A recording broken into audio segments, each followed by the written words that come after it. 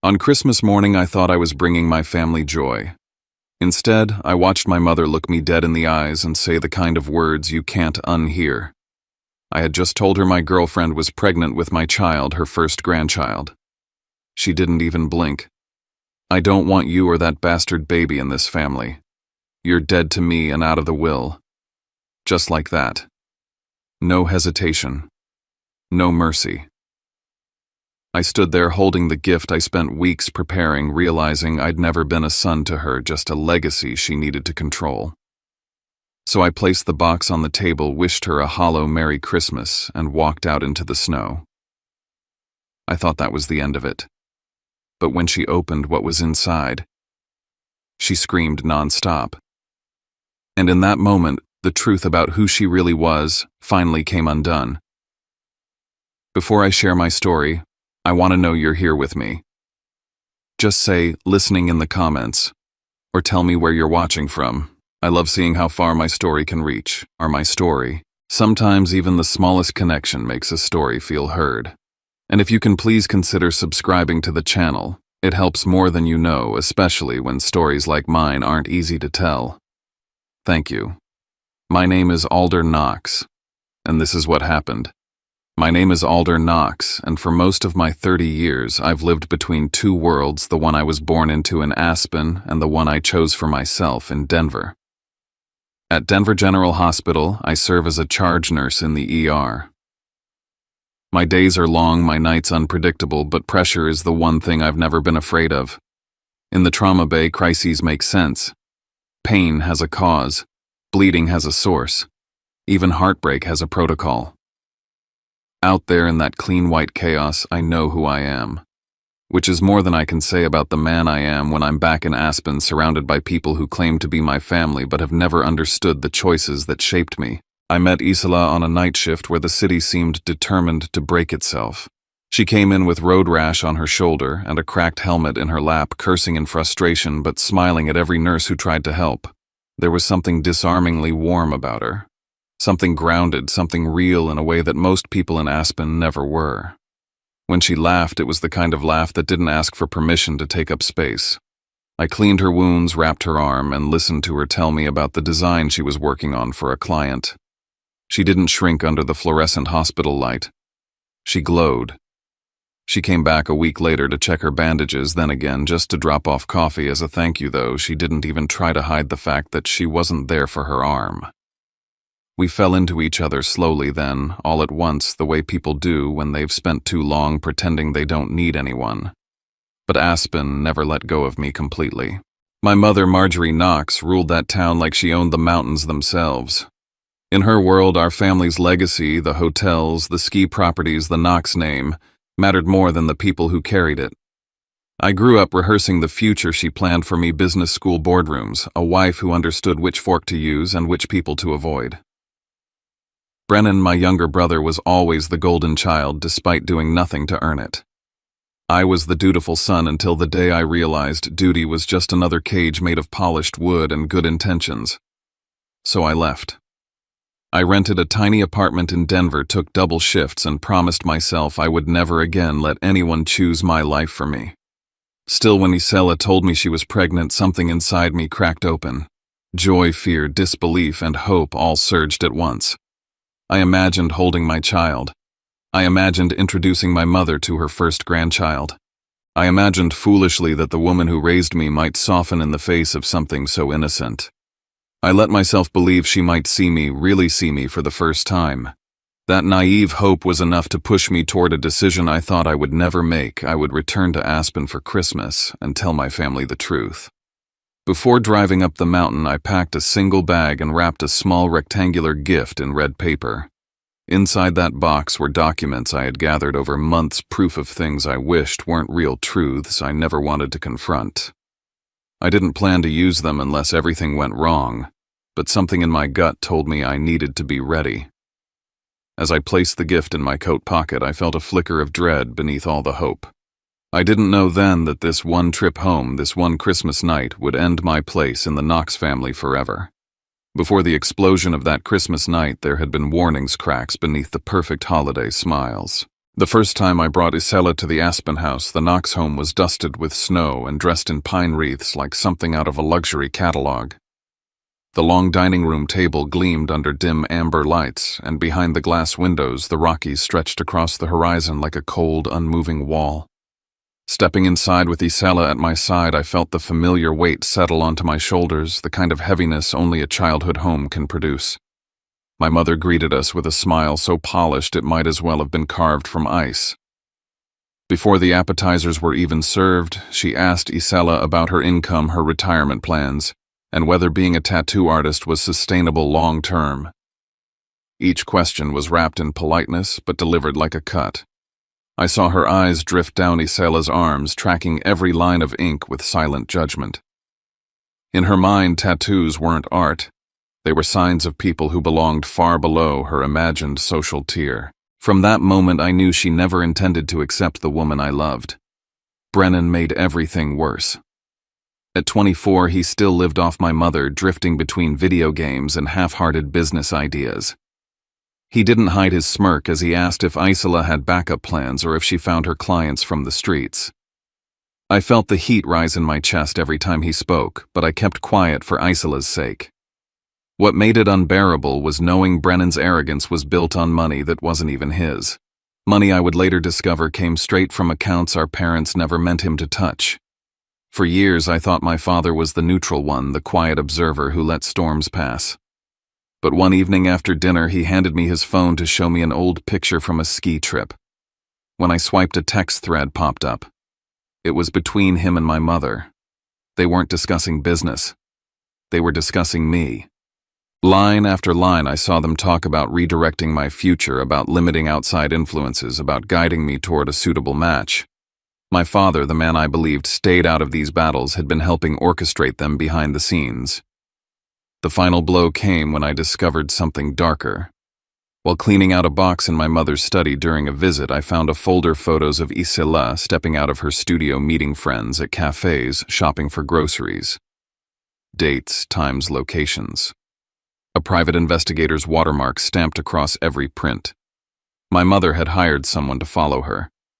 I tucked the folder back exactly as I found it and said nothing, not wanting to burden Isela with the ugliness of a family she didn't ask to be part of.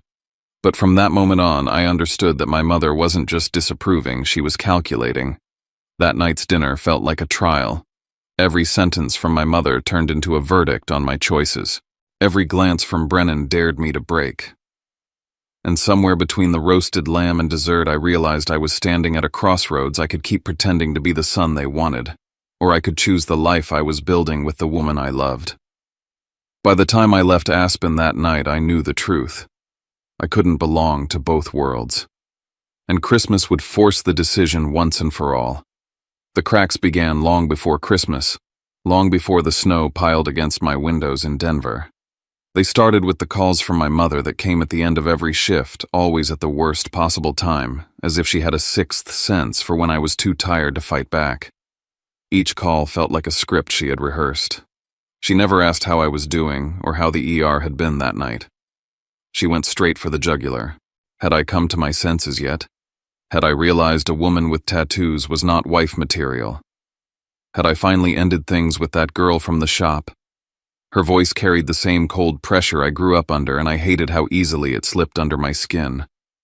One night, after a 12-hour shift that bled into a 13th, I stared at her name flashing on my phone and simply walked out of the hospital without clocking out. I couldn't bear to hear her say my name with that disappointed sigh again. I sat in my car with the engine off, forehead against the steering wheel, feeling like a child again, cornered, judged, and exhausted. Then there were the messages from Brennan. He never called. That required more effort than he was willing to give. Instead, he sent short texts designed to provoke, to poke the soft spots he knew too well. A tattoo artist, seriously, you think she'll help pay for diapers? Or mom says she's embarrassed. Honestly, I am too. They came at random hours, often when I was at work, and every time my phone buzzed, something tightened in my chest. The last time I saw him in Aspen for a quick weekend visit, we nearly came to blows in the hallway after he muttered something about Isela collecting men like she collected ink. I saw red for a second, my fist halfway raised before I stopped myself. That was exactly what he wanted. I could see it in the smug tilt of his smile. If I swung, he would have run straight to our mother, claiming I was unstable, dangerous, unfit to be around the family. It was all a trap, and I knew it. But what finally broke the illusion that my family's dysfunction was just emotional manipulation came disguised as something innocuous. My father asked me to help him review some financial documents because he couldn't make sense of the numbers. He handed me a folder during a visit, muttering about being overwhelmed with the transition of funds related to one of the family hotels. But the numbers didn't confuse him. They confused me. Money was disappearing in predictable monthly patterns, always in round amounts that didn't match any official expense. I followed the trail silently, my stomach sinking with every page until it led to a private account under Brennan's name. A secret slush fund funded by the family trust quietly siphoned away behind my father's back. It wasn't just a matter of mother enabling my brother. This was theft. This was manipulation at the structural level. And suddenly all the pieces of my childhood made sense. Brennan wasn't the golden child. He was the dependent my mother needed to feel powerful. The next blow came from someone who didn't owe me anything. A colleague at the hospital, Dr. Klein, pulled me aside during a shift and asked if Isila was doing okay after that conversation with my mother. I didn't understand at first. Isila had never mentioned it. But as he explained, the truth cut deeper than anything Brennan had said. Months earlier, my mother had shown up at the hospital unannounced, dressed to intimidate, and asked to speak with Isila privately. According to what Klein overheard, she told my girlfriend that I wasn't strong enough to live a poor life, that I would eventually leave her, that I was only going through a phase and would return to the family once I was done playing around. And Isila never said a word to me. She had carried that humiliation alone, protecting me from choosing sides before I was ready. After that day, something inside me hardened. I began collecting everything. Every email from my mother where she tried to dictate the direction of my life. Every text where she belittled my relationship. Every proof of the money funneled to Brennan. I requested copies of my medical records notes from checkups that showed elevated blood pressure, fatigue, and stress-related symptoms that began the moment the tension with my family escalated. I reached out to the lawyer who once handled my grandfather Harlan's affairs, asking if he still had a copy of the old estate documents. He did. What he sent me made me sit down slowly at my kitchen table. It was a version of the will I had never seen signed before his death, containing conditions none of us had ever been told about. Conditions that mattered now more than ever. By then it was clear to me that Christmas wouldn't be a celebration. It would be a line in the sand. I didn't tell Isela what I had discovered. She was already trying to navigate her pregnancy while working at her studio, and I didn't want to add the weight of my family's darkness to her shoulders. But inside I knew the truth. The holiday gathering in Aspen wouldn't just be tense. It would be the final confrontation, the moment where everything either came clean or burned down completely, and I had no idea which outcome I feared more. December in Denver has a way of settling into your bones. The air was sharp, the sky low and gray, and every morning I woke with the same heavy thought pressing against my chest. Christmas was getting closer. Isela had begun to show the soft curve of her stomach visible beneath her loose sweaters, and each time I saw her rest her hand over the growing life inside her, something fierce stirred in me. The urge to protect her was constant, instinctive, almost primal. I knew that whatever happened in Aspen could no longer be about my relationship with my parents. It was about the future, standing quietly inside our small apartment, humming as she made tea, sketching designs, occasionally wincing when the baby kicked. I packed lightly for the trip up the mountain. A few clothes, toiletries, and the small red gift box that now felt far heavier than its actual weight. Even holding it made me uneasy. This little box contained months of secrets, and somewhere deep down, I knew there was no version of events where opening it didn't change my family forever. As I set my luggage by the door, I tried to convince myself that maybe the worst wouldn't happen. Maybe the announcement of their first grandchild would cut through the fog of judgment. But hope felt thin and breakable, stretched too tight across everything I knew about my mother. The last conversation I had with her before Christmas lasted barely 2 minutes. She called while I was making dinner. Her tone was unusually cordial, which immediately put me on guard. She asked one question. Are you bringing anyone to the house this year? Not how are you or how's work, just that. I told her I had important news to share. On the other end, I heard the faintest sigh, the kind people make when they've already decided they won't like the answer. When I hung up, I stood in the kitchen for a long moment staring at the phone in my hand, knowing she was bracing herself for a disappointment she believed she could control. Later that night, a friend from Aspen sent me a photo he'd taken by chance. It showed my father walking into the office of our longtime family attorney. There was nothing inherently suspicious about the image, but the timing was wrong. My father never visited the attorney alone unless something major was happening. Suddenly, the wary silence on his end of the phone for the past few weeks made sense. He knew. Maybe not everything, but enough to be preparing for whatever storm was coming. Knowing he had information I hadn't shared yet made the air around me feel colder. I realized I wasn't just heading into a tense holiday. I was heading into a battle I wasn't sure I was fully prepared for. A few days later, while finishing a shift at the hospital, one of the attending physicians pulled me aside. He mentioned casually that my mother had called the HR department earlier that week to ask about my work schedule and express concerns about my professionalism. My stomach tightened. She wasn't calling for updates. She was building a narrative. That realization settled into me like a stone. She wasn't simply disappointed in my choices. She was preparing a case against me just in case she needed one. Sleep became a stranger after that. I lay awake night after night listening to Isela breathe softly beside me, wondering whether I was walking my family toward reconciliation or destruction. I'd stare at the ceiling, replaying every conversation I had ever had with my mother, trying to understand when exactly she stopped seeing me as her son and started seeing me as a threat to everything she built her identity on. Sometimes I would get up and stand in the doorway of the small room we planned to turn into a nursery. The walls were still bare, the crib unassembled, but imagining our child there made everything sharper, every fear, every hope, every decision I was about to make. I began drafting a letter to my family, not an apology, not a plea, but a final statement of who I had become, of the life I was choosing. I rewrote it 3 times, each version more honest than the last. In the quiet hours before dawn, I placed the folded pages inside the red box with the other documents and closed the lid.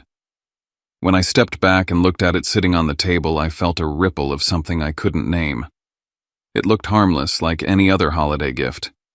Yet everything inside it had the potential to unravel the Knox family from the inside out. As I zipped up my suitcase the night before the drive to Aspen, I paused one last time, staring at the gift box in my coat pocket. I didn't know whether it would save me or ruin what little remained between my parents and me. I only knew that keeping the truth hidden any longer would be its own kind of betrayal. And with that thought, I turned off the lights, locked the door, and prepared to face whatever waited for me in the mountains. By the time I reached Aspen, the snow was piled high against the driveway, clean and untouched, like the whole estate had been waiting for me. The Knox house glowed under strings of warm lights, every window framed in garlands, the kind of holiday scene people put on Christmas cards. Inside, classical music drifted through the hallways, smooth and elegant, but to me it sounded like the overture before a battle. I stepped through the front doors with my jaw tight, the red gift box heavy inside my coat pocket. My mother stood on the top step overlooking the foyer, one hand wrapped around the banister like she owned not just the house but the mountain itself. She didn't smile. Her eyes swept over me with that familiar cold appraisal, as if she was scanning a piece of property that had depreciated in value. My father lingered near the fireplace, hands in his pockets, staring at the flames instead of at me. Brennan was sprawled on the sofa, scrolling through his phone with the kind of bored disinterest he'd perfected since adolescence. I didn't bother with small talk. My voice sounded steadier than I felt when I said the words I'd practiced for days. Isela is pregnant. I'm going to be a father. Relief, fear, and anticipation all swirled in my chest. For a moment I actually believed there might be a pause, a breath, where something human would flicker in my mother's expression. Instead, she exploded. I don't want you or that bastard baby in this family, she shouted, her voice slicing through the air sharper than the wind outside. You're dead to me, and you're out of the will. It hit like a punch to the sternum. Even though I had prepared myself for rejection, I hadn't been ready for how easily she said it, how final she made it sound. For 30 years, my mother's approval had been the currency of survival in this house. Hearing her revoke it so cleanly made something inside me collapse and straighten at the same time. I looked at my father, hoping idiotically that he might intervene. But he didn't even flinch. His silence wasn't confusion or shock. It was the silence of a man who had been briefed beforehand, a man who had already signed whatever needed to be signed. That realization settled into me colder than the snow outside. In that room, I didn't have a single ally. Not one. For 3 seconds, everything froze. My mother's rage, my father's silence, Brennan's smirk. In those 3 seconds, I understood something that had been growing quietly for years. I had never belonged to this family. Not really. I had been tolerated as long as I followed the script, and the moment I didn't, this was the cost. I reached into my coat slowly and deliberately and placed the red gift box on the long wooden table in the living room. My fingers left faint traces of melted snow on the polished surface. "You should open that," I said, my voice low enough that only the three of them could hear. I didn't wait for a reaction. Crossing the foyer felt like peeling chains from my body, one link at a time. The cold air hit my face as I opened the front door, and I welcomed it. But just as I stepped onto the porch, Brennan's voice cut through the quiet behind me. "You think you won," he muttered. "She'll crush you." I stopped for half a heartbeat. Not because I cared what he thought, but because his voice held something I hadn't heard from him before: fear. Whatever he imagined was inside that box scared him enough to try and get the last word. I didn't turn around. I walked straight into the snow, letting the wind swallow the house behind me. I didn't know then that the loudest destruction was still waiting inside that box, waiting to detonate the moment my mother lifted the lid. 3 days after Christmas at 6 in the morning, my phone rang. The name on the screen made my stomach clench: the family attorney. His voice trembled in a way I'd never heard before. "She opened it," he whispered. "And she lost control." Later he told me she hadn't even waited an hour after I left. She tore the wrapping paper off in the middle of the night like someone trying to claw their way into a locked room. Inside, she found everything I had collected: bank statements showing the missing trust funds funneled to Brennan's private account, screenshots of messages where she demeaned me and my relationship records from a private investigator she hired to follow Isola, and the letter I had written with every ounce of honesty I had left. But none of that compared to the final envelope, the copy of my grandfather Harlan's original estate directives.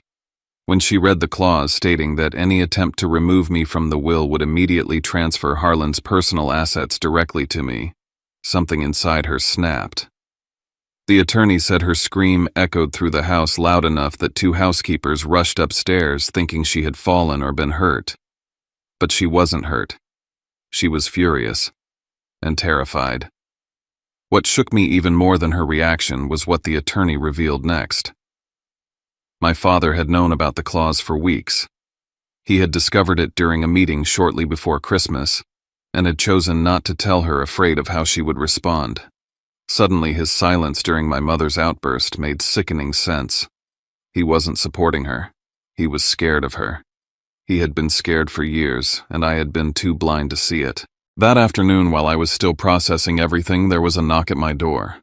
When I opened it, Brennan stood on the landing, shivering in the Denver cold. His face was pale eyes, sunken hands trembling from either fear or withdrawal from whatever comfort money usually bought him. "She's out of control," he said before I could speak. "She's breaking things, screaming at everyone, calling new investigators to track you down. She wants to go public with everything. She wants to make you look unhinged before the truth gets out." I stared at him, and for the first time in my life I saw panic instead of arrogance. He wasn't there to mock me. He was there because the house was crumbling, and he didn't know how to survive without the structure our mother had built around him. But I wasn't the older brother who would fix things anymore. I wasn't the child who had been raised to protect the family reputation at all costs. This time I had someone else to protect.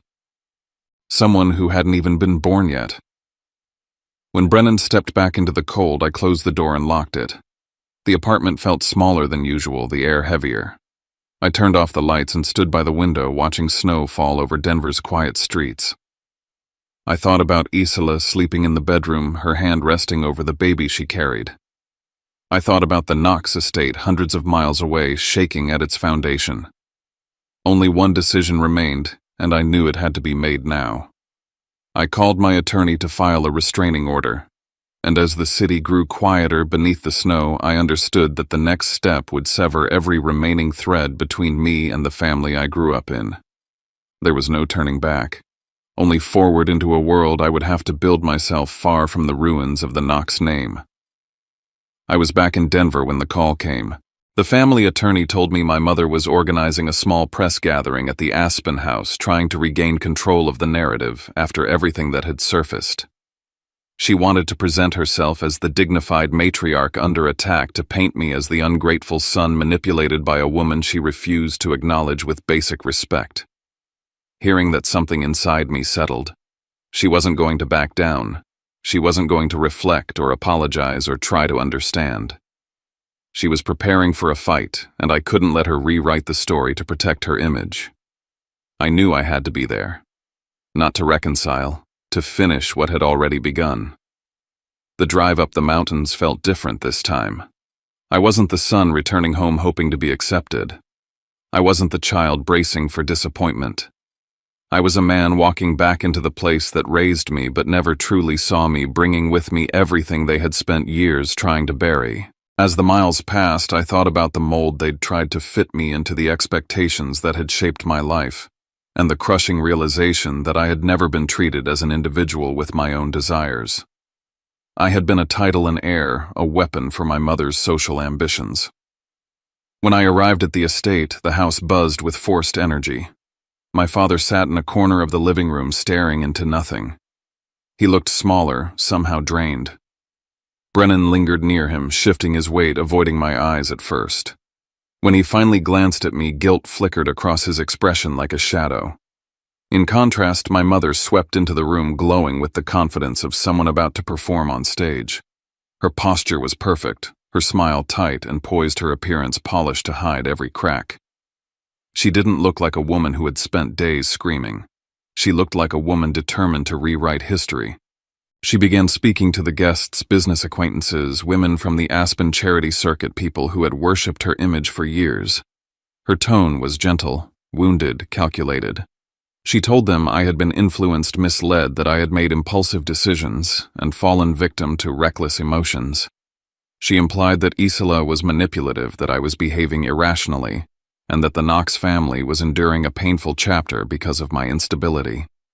Listening to her twist the truth into a performance of motherhood, I felt a calm rage settle through my body. I didn't wait for her to finish. I stepped forward, set the stack of documents I had brought, copies, not originals, on the coffee table, and spoke as plainly as I could. I told the room what she had done, the misappropriated funds, the manipulation, the investigator she hired to follow me, and the woman I loved. I watched faces shift.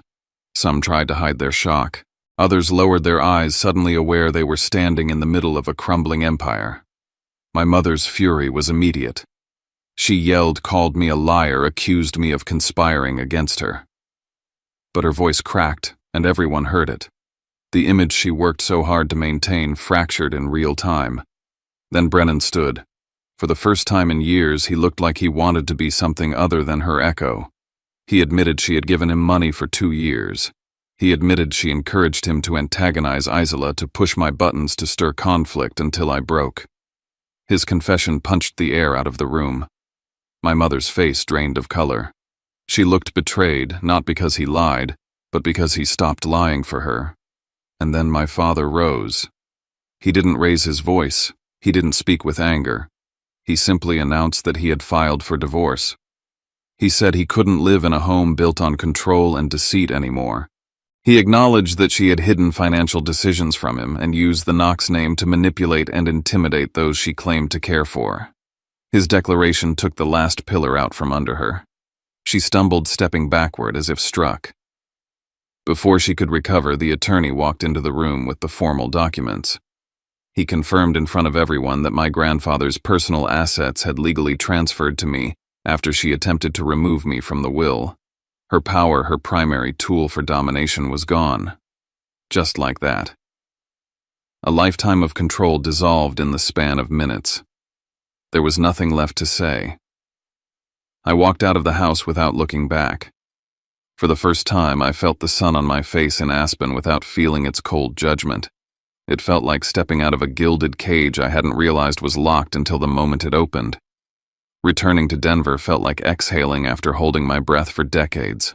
When I opened the door to our apartment, the first thing I saw was Isela asleep on the sofa, a children's book resting open on her chest. The soft rise and fall of her breathing filled the room with a peace I had never known growing up. The contrast between where I'd been and where I stood now was almost overwhelming. For the first time in days, my shoulders dropped. Weeks later, when Isela went into labor, I held her hand through every contraction. When our daughter Lyra finally arrived, I held her against my chest and felt something inside me rewrite itself. All the old wounds, all the childhood scars, all the battles with my mother, none of them mattered in that moment. Lyra's tiny heartbeat against my skin made everything else feel distant, like an echo from a life I no longer lived.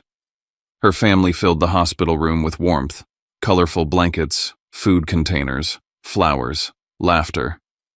They celebrated Lyra with a joy so genuine it made my throat tighten. I had never experienced that growing up. The Knox holidays were full of performance. This was real. This was love without expectation or requirement. This was family. Brennan visited too. He didn't swagger or smirk. He didn't ask for anything. He apologized quietly and told me he wanted to be better, that he wanted to be the uncle Lyra deserved. I told him he could earn that chance, but it would take consistency and honesty, things our childhood never taught us. He nodded, accepting it without argument. It was the first adult conversation we had ever had, but peace didn't come without interruption. My mother emailed me a long letter claiming she was ready to forgive me, twisting the story to make herself the victim. I didn't respond. When the police contacted me to report she had hired someone to photograph Lyra at a shopping center, I felt my blood run cold. It was the final line she couldn't be allowed to cross. I filed a permanent restraining order and sent her the letter I had written before Christmas, the one that laid out the truth she refused to face. I told her I couldn't be part of her life anymore if it meant sacrificing the family I was building. A year passed. On Lyra's first birthday in our small backyard strung with lights, Isela and I renewed our vows. Only the people who truly loved us were there, her parents, her siblings, a couple of close friends, and Brennan standing quietly near the back holding a brightly wrapped gift for his niece. I spoke my promises out loud, the ones I knew I could keep now that I wasn't trying to live two lives. As the sun set, I felt something settle inside me. A beginning, not an ending. Now when I think of family, I think of early mornings in our home. I think of brewing coffee while Isela sketches at the dining table, of Lyra babbling in her crib as the light pours in. I think of the calm that replaced decades of anxiety. I think of how different life feels when it's filled with people who love you for who you are, not who they want you to be. Losing the Knox family wasn't a loss. It was release, freedom, a chance to choose something better. And sometimes that's the only way to truly start living, by letting go of the people who never believed you deserved love in the first place.